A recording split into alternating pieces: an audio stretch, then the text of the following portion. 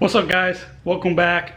On today's episode we're going to work on the up pipe and the Wastegate Dump, as well as we're going to do some oil drain, oil feed, and think that's about it. I think that's about it for today. I mean, what more you want, man? What more you want?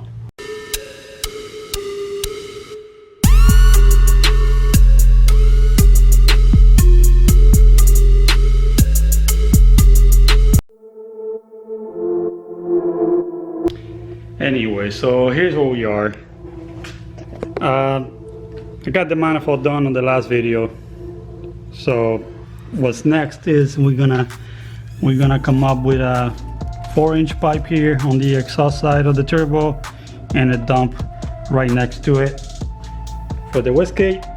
And for that, you like my new Corvette? Yeah. So for that I got this 4-inch stainless 16 gauge, so pretty thick wall, so it should have some quality. And then so the bigger one, I know I don't need that much, but the bigger one is for teardrop pipe. So I don't know if you're familiar with those pipe that look like an actual, like a tear, like that, like a water drop. So for that, what you do is you cut it right here, and that will get you that look. So that's why I bought this 90. And then I also bought these, which I didn't know this was a thing. So you can see there, it's like a short 90. It's like a tight radius 90, which comes really handy here.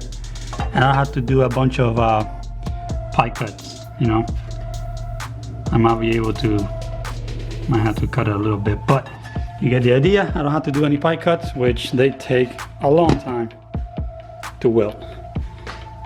Anyhow, that's the plan, so go get it.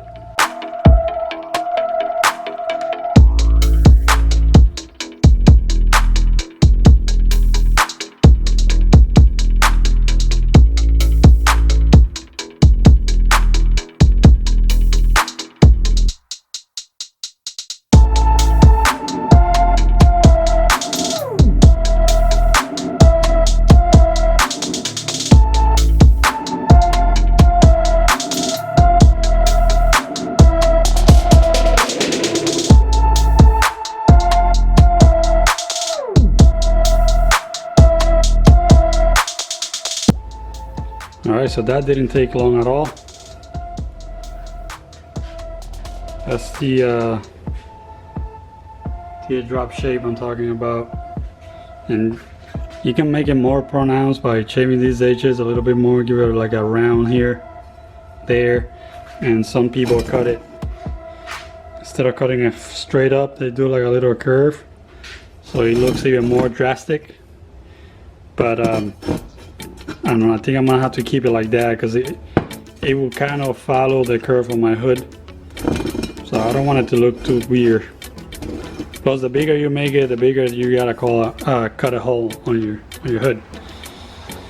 So you can see a difference in texture here from here to there, and just the equipment on the wheel there makes it look like that.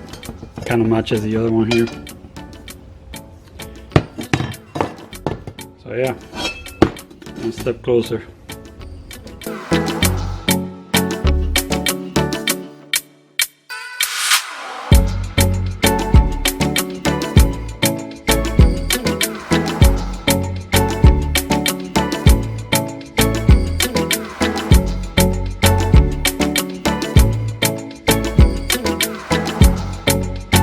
Alright, so I had to cut a little piece of it out of here just to get more angle, because it was sitting like that. I needed to sit a little bit like that, and the reason why is, if you look at the turbo, it's kind of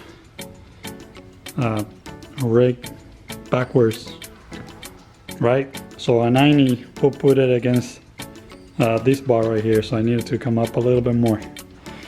So now that that's done, I'm gonna take the V-van out of here, tack it to that, and keep working on it.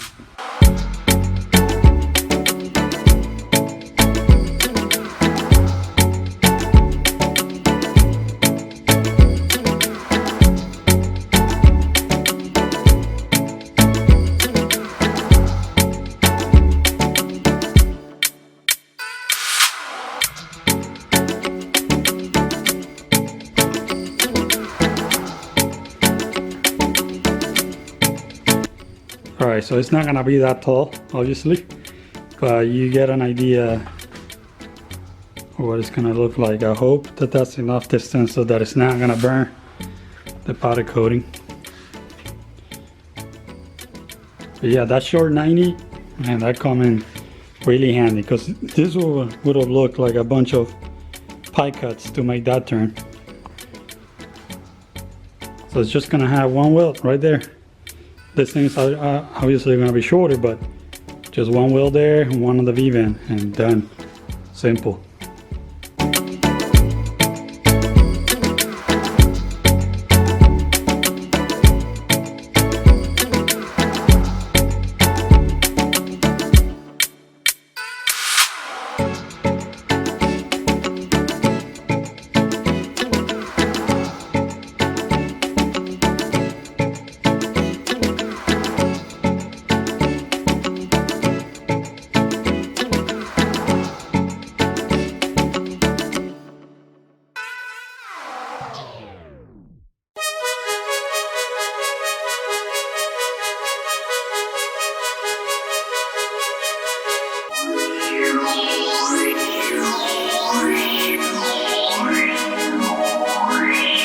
Alright, I cut it down, and this is what it's looking like. It's got a nice curve right there.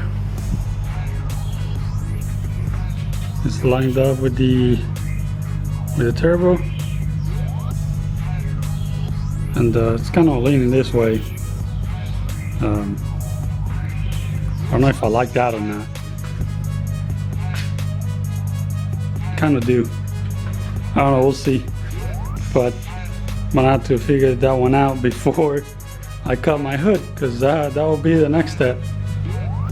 So actually, I'm just gonna tag it here, and then I just got the material for the dump here, so I'm gonna start working on that as well before I go ahead and cut the hood.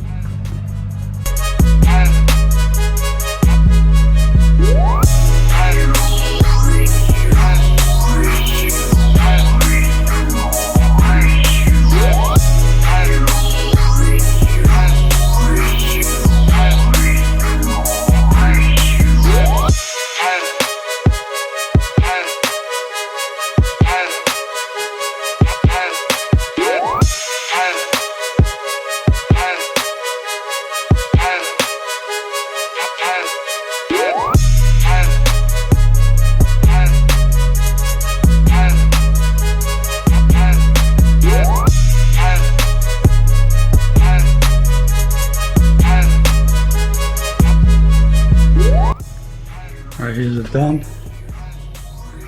Now this guy, I had to put a little kink in it because the wastegate is actually pointing a little bit down. So I had to get it, and then it's also pretty much parallel with the up pipe. The only difference is that this starts rotating way sooner, and that's why it doesn't look like it is. But if you look at this area right here, they're pretty much even. So now I'm gonna have to go ahead and measure this right here and bring that down.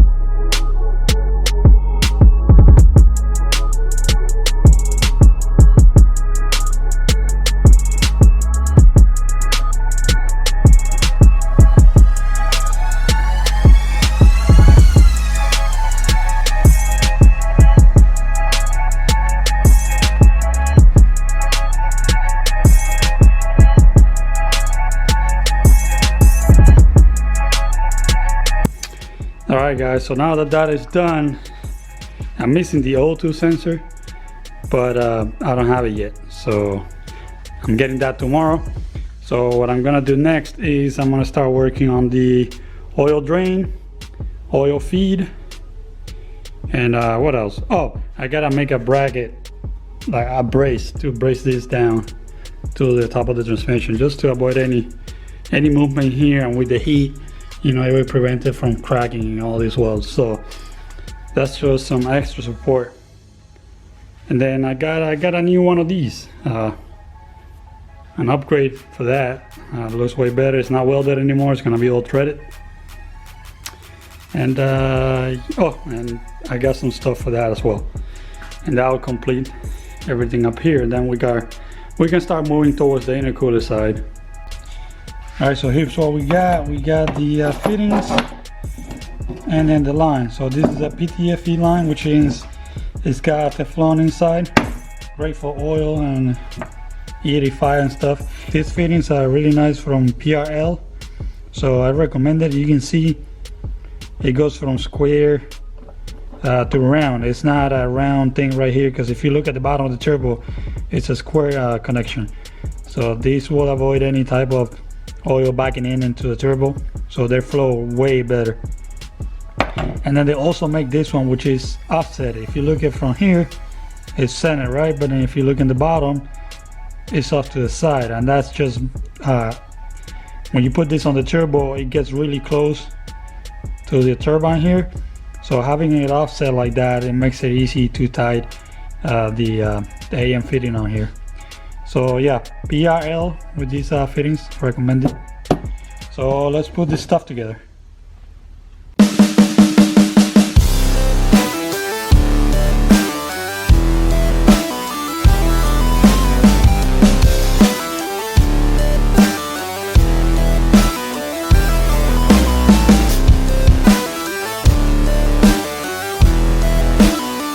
Alright, so this is what we ended up with.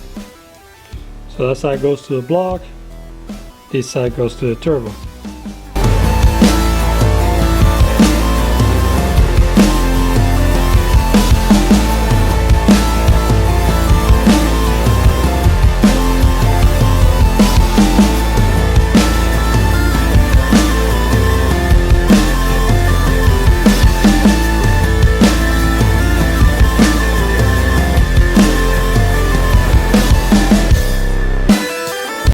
Alright, so the turbo feed can install it. Took out the alternator to get a better look at it, because I had these on my block from the previous turbo and the oil line, so this doesn't work on this line that I bought.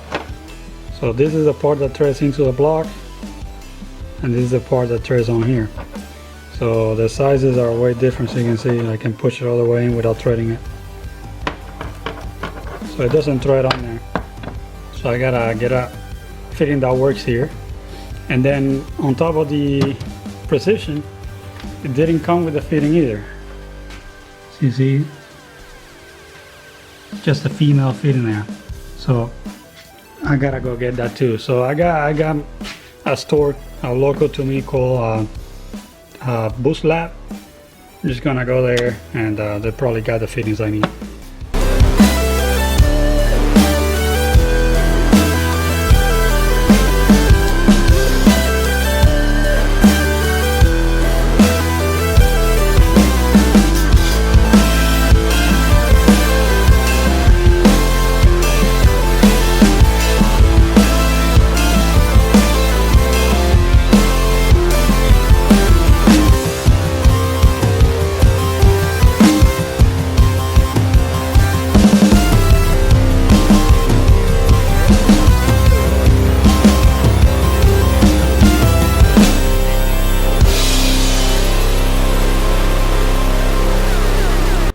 Alright guys, so it's time to cut this thing. Alright, enough hesitation, let's go for it. So put this tape on top of the pipes here and marked the outline of it. So, and I also marked on the hood here, on this point, that's where that touches. So I'm gonna start cutting from the bottom, like the inner structure, and then once I know pretty much where it lands, I'm gonna bring the hood down and drill a hole through both of them, and then take the tape off, put it on top of the hood, line up those 2 holes, and that will give me you know, where I need to cut. So that's the plan, and that's what I'm gonna do now.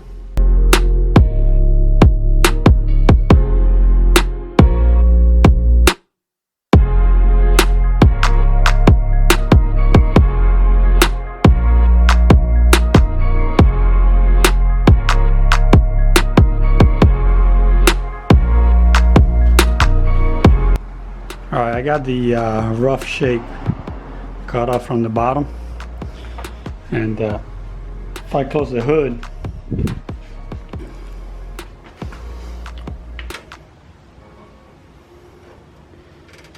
see, goes right into it. So I'm gonna come from the top now and drill the 2 holes that I told you about.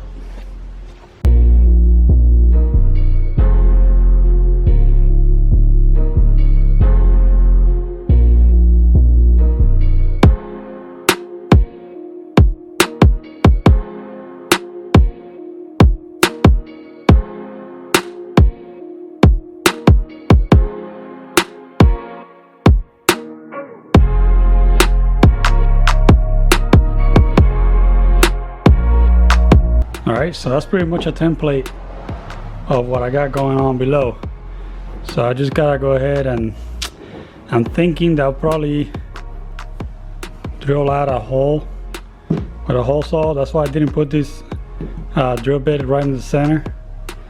I'll probably get a hole saw to get the majority on it, get like a nice circle on it, and then I can work this out with the Dremel. So we'll see.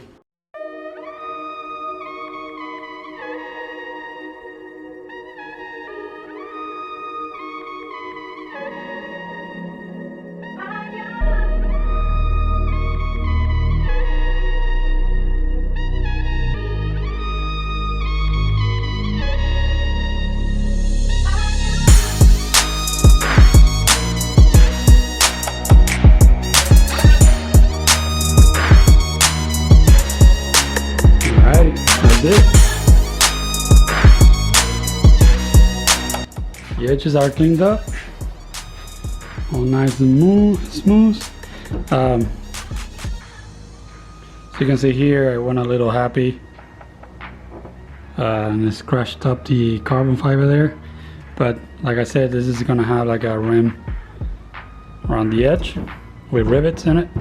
And that's to finish it off, and then to also prevent the heat from that to melt the resin here. So it would extract some of that heat off of it. Same thing for this over here for the smaller one. The hood has its own shape, so it's making that look a little too tall, but they're actually even. So yeah, pretty happy with this. From back here, looking good. Alright, so I got my old 2 bunks here, and about 2 of them. I think I'm gonna run 2 sensors, or maybe just 1, but I don't know. So I think I'm just gonna head and add both of them, and if I end up only using 1, I'll just cap it with a bolt. But it's nice to have 2 just in case you want to run a separate gauge.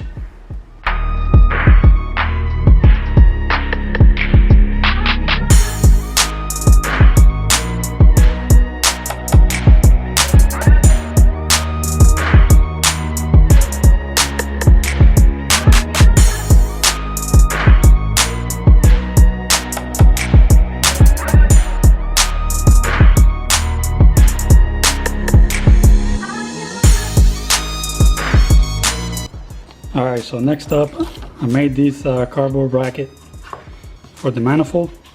It's gonna bolt up to the top of the transmission and weld to the manifold, just to prevent any cracking. So it's gonna go somewhere down there, like that.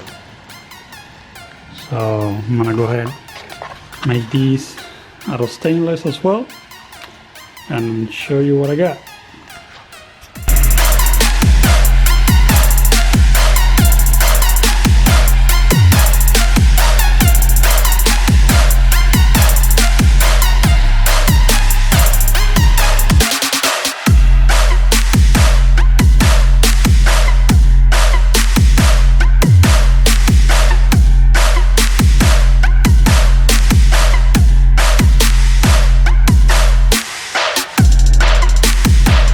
Alright, so the mount is finished. You can see it back there.